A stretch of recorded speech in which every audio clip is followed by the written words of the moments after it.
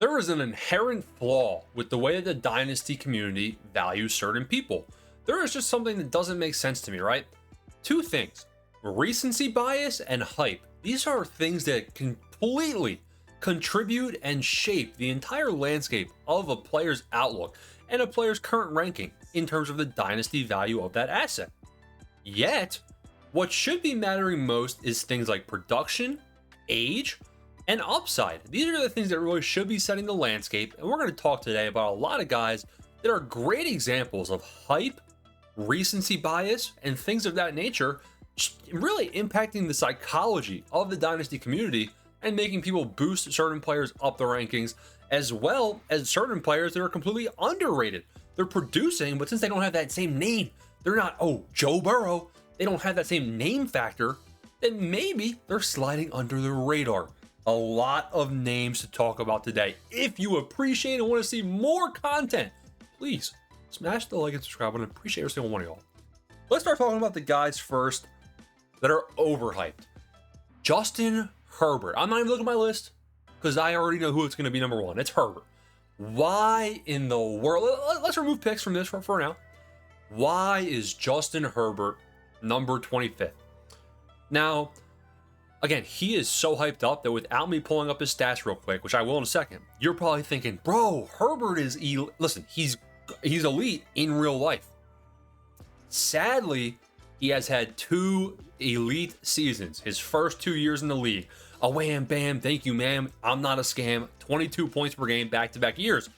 I like that, man. Now, what happened in those years? His passing touchdown rate was super high. 2.2 passing touchdowns per game, paired with decent rushing floor of about 16 rushing yards per game, and a somewhat respectable touchdown rate on the ground, which that touchdown rate on the ground has now evaporated. That passing touchdown rate has now evaporated back down to 1.5 passing touchdowns per game over the last 4 seasons. He's also had some injury concerns over the last 4 years. His O-line also sucks. Now listen, Mike McDaniels can make a heck of a difference here in this Chargers offensive landscape. However, even though he's surrounded by the best pieces, and he just was surrounded by really good pieces, his O-line, maybe his O-line was sabotaged. I get it. He only was at 18 points per game. The season prior, 17 points per game. The season prior, 18. 7. No! Press the pause button. The production is not matching the hype. He is 28 years old. It's like mid. It's not super young, like 22-year-old Jackson Dart. It's not super old, like 32-year-old, 33-year-old Dak Prescott. It's kind of somewhere in the middle, so it's solid. But people are treating Herbert as if he's a golden goose. He is currently, look at the quarterback rankings, bro. And this is what really frustrates me. This is the prime example. He is higher than Jackson Dart. And Jackson Dart, who's 22, 6 years younger, just averaged, in his first year, he just averaged more than Justin Herbert. And this points per game average, 19 points per game, is including some of the scrub performances. More realistically and accurately, Jackson Dart actually averaged above 20 points per game in his rookie year. Now, the good news and why I like Jackson Dart, and we can just talk about him right now as one of the undervalued guys, Jackson Dart was a terrible statistical passer. His rushing stats were very, very good. And a lot of times, this doesn't change much. His passing stats were very, very bad. And that can easily be improved upon. His touchdown rate was terrible. His passing yards per game was terrible. So if that goes up, while his rushing stuff stays relatively the same, oops, he's at 26 points per game, and Jackson Dart is now a league winner. And for some reason, you can trade Herbert for him straight up, right? So Herbert, completely overvalued based on hype alone. Next guy we got to talk about is Drake May. Now, Drake May, Super Bowl Drake May, hip hip hooray. Listen, think about Drake May. It's such a small sample size. Now, I actually do think that Drake May deserves to be ranked where he is at number 2. Don't overreact. He's 23 years old. He had a terrible rookie year, though. His rookie year, 13.6 points per game. His rushing has not changed over the last 2 seasons.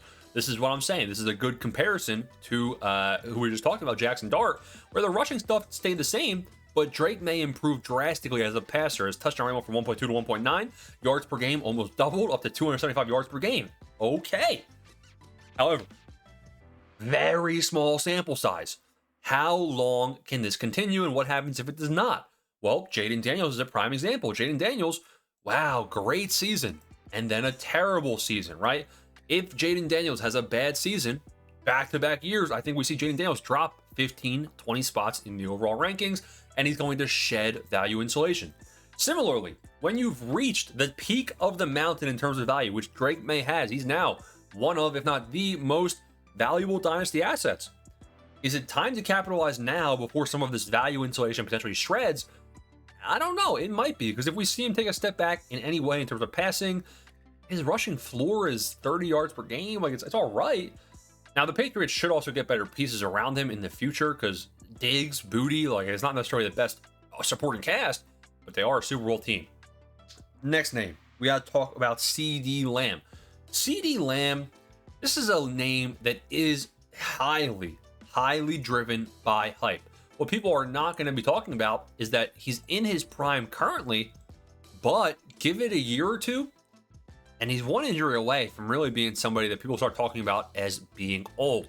Now, 27, don't press the panic button. He's still got four or 5 years left in the tank for sure, but we just saw a pretty significant production dip, and that production dip was not random. He was getting the targets, he just wasn't bringing them in. His yards per game were actually pretty decent, but the main things here, they don't seem age-related. I mean, you can even ignore the injury history in the last 2 years if you want to. I mean, I'm not, but you can. His touchdown rate was the worst of his career. George Pickens, if he stays with Dallas, CeeDee Lamb is going to be in a tough spot, and I think his ranking will immediately drop. Why do I like moving on from CeeDee Lamb right now? Again, you're going to see a common theme.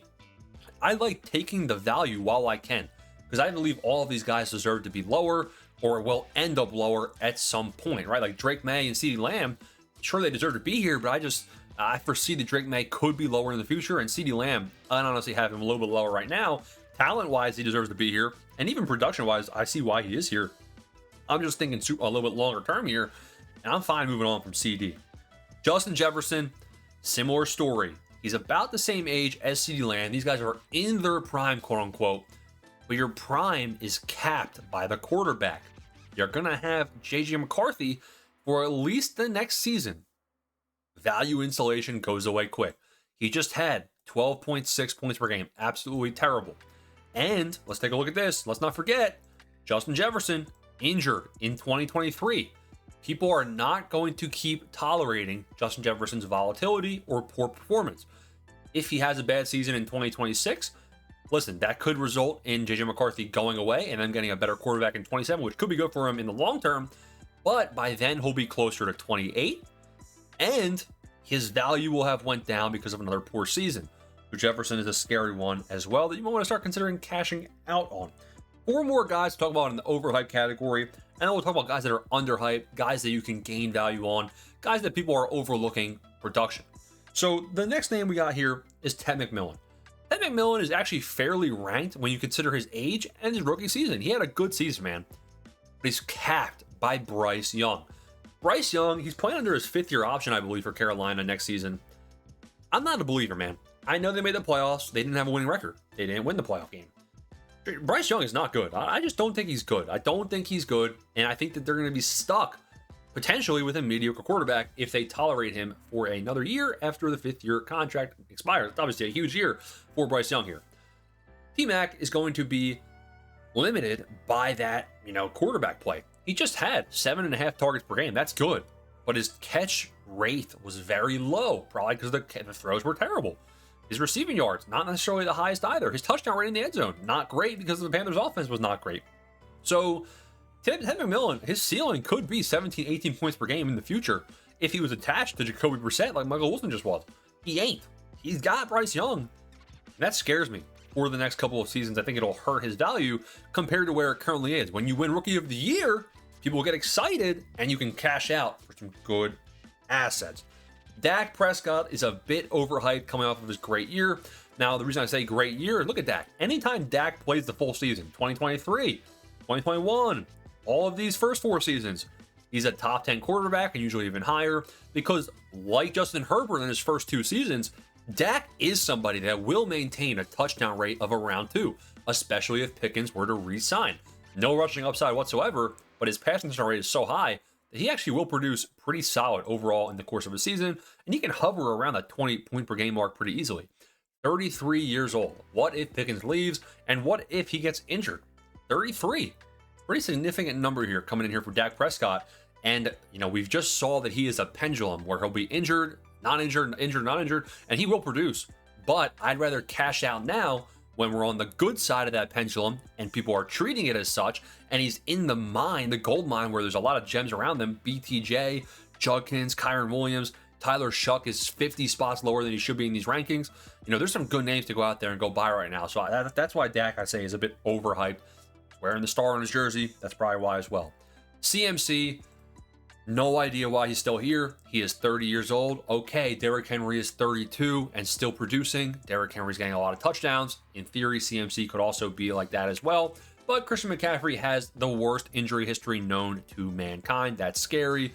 He's practicing your power plan if you believe in that juju. But CMC will produce for you when healthy. We all know that. I'd rather let bygones be bygones here. You can completely reset. Christian McCaffrey may have just won you a season, and now you can get somebody 4 years younger, 5 years younger, that's going to be getting an extension from the Bengals and just averaged 20 points per game over the back half of 2025. This seems like a pure no-brainer. You can go get Quinshon Judkins, who just played well with no training camp, no Browns O-line. So the future's bright for Judkins, whereas McCaffrey, it's hazy at best. So I like getting rid of him. And the final name is Josh Jacobs. Josh Jacobs, you think of Josh Jacobs, you think of a star running back. You think of him in the Raiders going to Green Bay, hip hip hooray. And even the production, people are, they're getting trolled. They're trolling themselves. His touchdown rate is what saved his 2025 season. If his touchdown rate was not that high, then he would have been cooked. He also played through injury, which if he didn't play through that injury and didn't have his touchdown rate, people would see him miss more time, see his touchdown rate. Well, hey, listen, just trust me, Josh Jacobs did start losing a step in 25. Maybe it was due to injury, that's for sure. His snap rate was the lowest of his career. I'm just getting a little bit weirded out by it, and he also exists in the gold mine. Harold Fannin, Chase Brown, Judkins, Scatabo, Ken Bone Walker with Charbonnet out, Javante. Great names around him. A lot of fool's gold around him, but great names too. Let's talk about the undervalued players. We already mentioned Chase Brown. That was one of the guys I had on this list. Let's talk about Harold Fannin. How about a guy that with you got, it's just funny when you realize 2 Pro Bowl quarterbacks.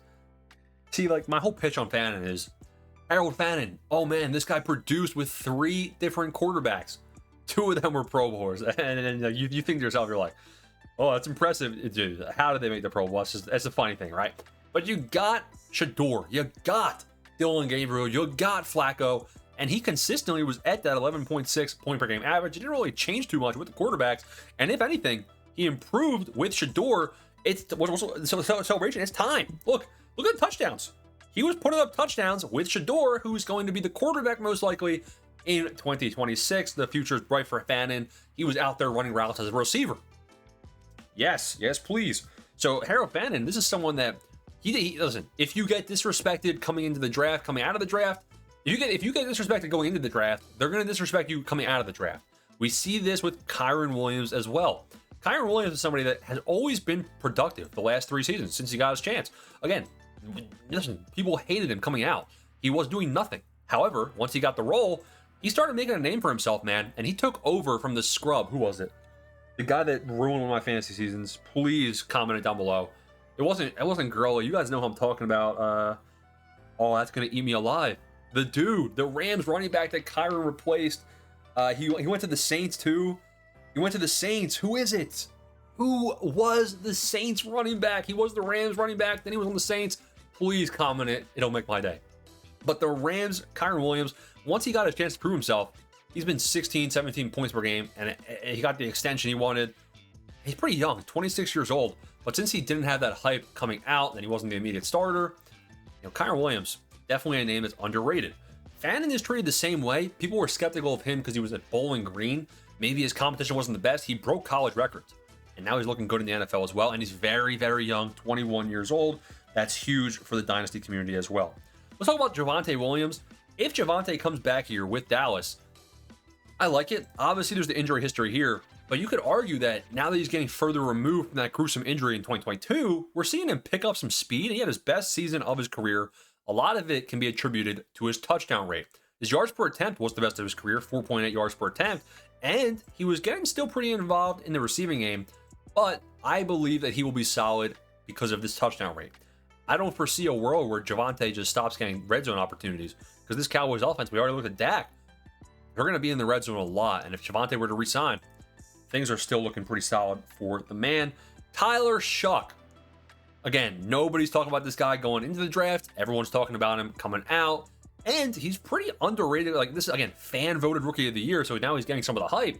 Didn't win rookie of the year. T-Mac did. We had him overhyped. We have Tyler Shuck underhyped. Reason being, looking at the game log here, average 20 plus points per game the last couple of weeks of the season. Rushing upside, 30 rushing yards per game. I will take that. Had a couple rushing TDs, close to 300 passing yards per game. 26 years old. It was a heck of an old rookie season, but this is a guy going into year 2, and the Saints are potentially going to have another piece on offense with a top 8 draft selection here. Maybe they go Jordan Tyson, maybe they go Jeremiah Love. And I think the Saints offense is starting to pick up some speed and actually look decent. You got Jawan Johnson, who had his best year of his career. You got Chris Olave. I wish they kept Shaheed, but obviously Shaheed worked out for him. You got 3 more names, 2 tight ends. Scam Laporta, 25-year-old tight end. That's young. That's young. And he averages 11 points per game over the last 3 seasons. His production has not really dipped. It's literally just the fact that he was injured. And it's the fact that he doesn't have that same name appeal.